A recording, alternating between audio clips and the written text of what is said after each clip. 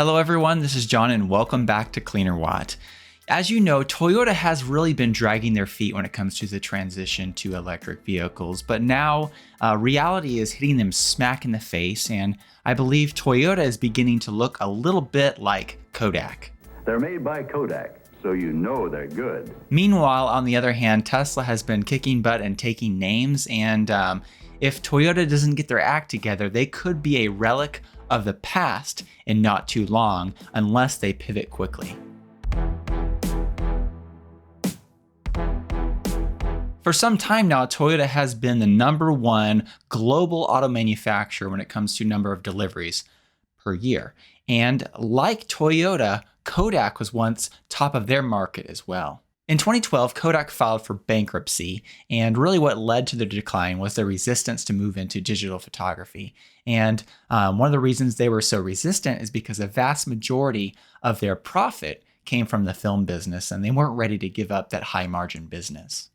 According to this University of Cambridge article, Kodak once held around 70% of the US film market, with profit margins in the 70% range. Although Kodak was very short-sighted, they were attempting to protect their very high-margin business, the film business. And they knew that moving to digital photography would eliminate this huge profit source. Ironically, according to this Forbes article, it was a Kodak engineer, Steve Sasson, who actually invented the first digital camera in 1975, the very technology that led to the decline. But according to this article, Kodak executives reacted to this digital photography technology with the attitude of, "That's cute, but don't tell anyone about it."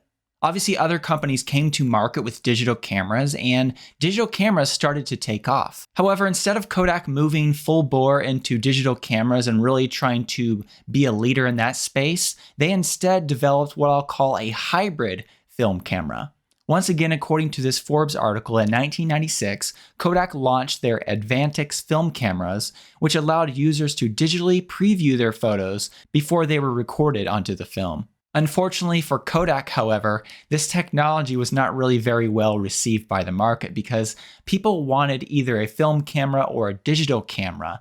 Especially, they wanted better digital cameras, and that's what the market was starting to provide them. In the end, it was Kodak's resistance to really go full in on the new technology that now, of course, dominates the space, digital photography. And their reluctance to this move led to their decline and their bankruptcy. And while the company does still exist, the company is very small compared to what it once used to be. Now, why does Kodak remind me a lot of Toyota? Well, I believe there are several key parallels. #1, right now, Toyota is the dominant force in the automotive industry. They hold the largest market position globally in the automotive sector. In 2021, Toyota was the largest automaker in the world, selling around 10.5 million vehicles. In addition, when it comes to EV technology, Toyota may not have invented the hybrid or electric vehicle, but they did help popularize them even back in the late 90s. Back in 1997, Toyota launched the Prius hybrid and the RAV4 EV, making them one of the early movers in the space. However, when it really came down to it, Toyota wasn't very serious about EVs, and they really focused all of their attention, instead of on the RAV4 EV and other electric vehicles, they focused all their attention on the Prius hybrid and later on other hybrid electric vehicles. It's only been recently that Toyota really started coming around a little bit and started developing new electric vehicles, like for instance the BZ4X. However, the BZ4X has not been without problems, and a recent recall forced Toyota to temporarily halt production. And although they did recently restart deliveries of the BZ4X, they really haven't delivered very many of these vehicles at all. According to this Electrek article, Toyota resumed BZ4X sales in early October, and they've only sold so far 232 of these vehicles in 2022. Now, for the world's largest auto manufacturer and a company that sells over 10 million vehicles per year, to only deliver 232 of these SUVs in 2022, that's a very, very small amount.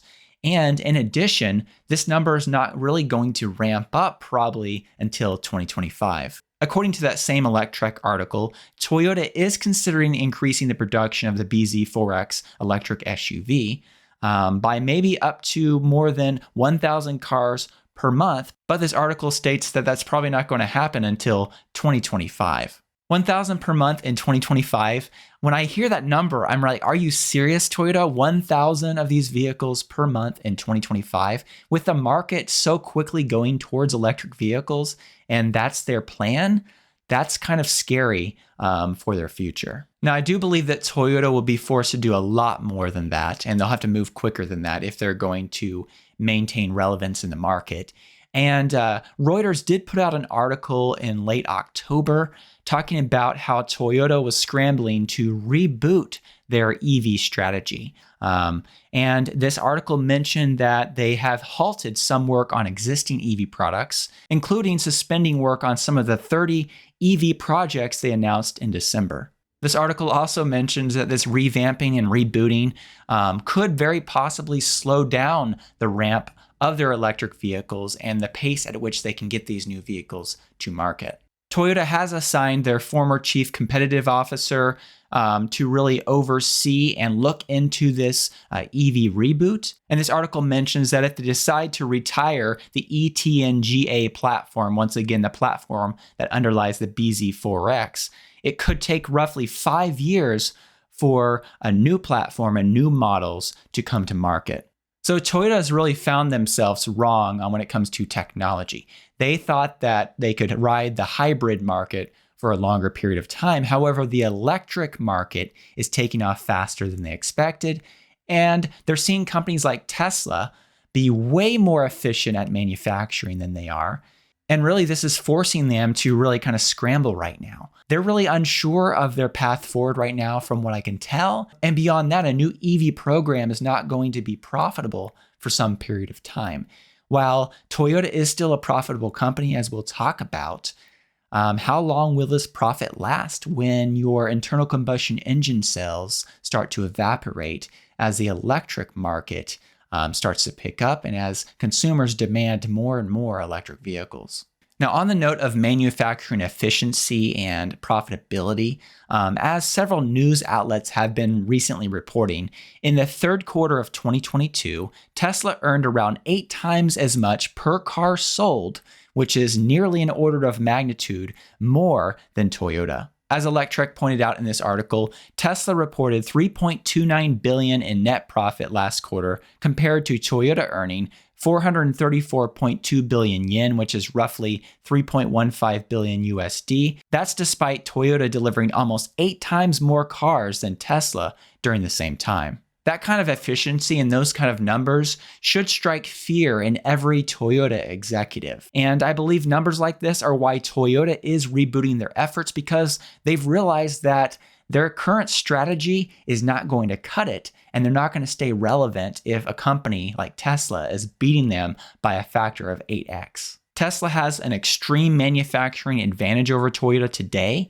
and beyond that, they're improving it further every day. And remember that Tesla's 2 newest factories, which have their newest technology, their newest manufacturing efficiencies, those factories are just now ramping up. So Tesla's advantage is going to probably even grow even further over Toyota unless Toyota makes some big changes. When it comes to how quickly the market is shifting to electric vehicles, according to this Reuters article, automakers globally now forecast plans for EVs to represent more than half of total vehicle production by 2030. Now, as Electrek and others have pointed out, comparatively, Tesla delivers quite a few less vehicles per year than Toyota as it sits right now. However, Tesla has big plans for the future, and they're aiming for somewhere around 20 million vehicles per year by 2030. However, Tesla has reiterated that on average, they hope to grow around 50% year over year for the foreseeable future. And if they continue that trajectory, you can see on this chart that very quickly, even if Toyota sales stay stagnant, which I don't think they will, if they don't quickly move to EVs and shift majorly, I believe their sales could go down by this period of time. But even if Toyota's sales stay stagnant, it's possible that Tesla could surpass Toyota in total vehicle sales globally by sometime around 2027. And once again, Tesla will likely further improve their manufacturing efficiency at this point. So if Toyota is going to maintain any kind of leadership role in the automotive sector, they're going to have to do a lot when it comes to manufacturing efficiency to be able to stay relevant in this space. Another huge advantage that Tesla has over most other auto manufacturers, including Toyota, is that they have way less long-term debt than others. As you can see on this chart, according to macrotrends.net and ycharts.com, Toyota had over $200 billion of long-term debt as of September of 2022, as compared to Tesla, who had just a bit over $2 billion of long-term debt for that same period of time. And this is despite Tesla very rapidly expanding and building out new factories, building out new vehicles. Tesla is a very, very efficient company, and they don't really spend as much on R&D as you would expect for all the new products that they're developing. This is really scary, once again, for the competition when you have a company like Tesla that is not only a leader, but a leader in a technology that's taking over the market, and they're doing it more efficiently than anyone else. And really kind of moving back to Toyota, I really want Toyota to succeed. I want a great auto manufacturer like Toyota to manufacture tons of electric vehicles per year because we need them to do that. However, I'm not so sure if they're going to be able to maintain any kind of lead in the automotive space. I don't believe they're going to completely go away or anything like that, but I believe we're going to see their market share erode for at least a period of time until they can figure all this out. Because if it's going to take them 5 years to really ramp up a new platform that's efficient and closer to efficiencies that Tesla has today, and by that time, Tesla will probably be even more ahead. But if it's going to take them 5 years, the market's really going to leave them behind. They're really in a scary position, and I wish them the best, but it's not looking so good for them. And once again, new EV products are not going to be profitable for a while. And if the market demands electric vehicles and they can't make profit on electric vehicles, they're going to be in trouble. Of course, Tesla has a long lead on that because Tesla has more than a decade of EV manufacturing experience, and they're really extremely efficient at it. At the end of the day, making electric vehicles is not as easy as it looks. And although several companies are looking very promising with their EV efforts, Toyota, on the other hand, really needs to step up their game. Do let me know what you think about all this in the comments section below. I'd love to hear from you, and I'd love to hear your insights and your opinions on this. If you work in the automotive sector and you want to reach out to me, feel free to email me. My email address is John, Jon, at Cleanerwatt.com. Again, John, Jon, at Cleanerwatt.com. And also, I'd like to take a moment to thank the Patreon supporters who support me every month and help make this content possible. A special thank you to my performance supporters and also the other supporters listed on the screen. If you'd like to find out more about the Patreon community I've set up, I'll put a link in the video description. Thank you so much.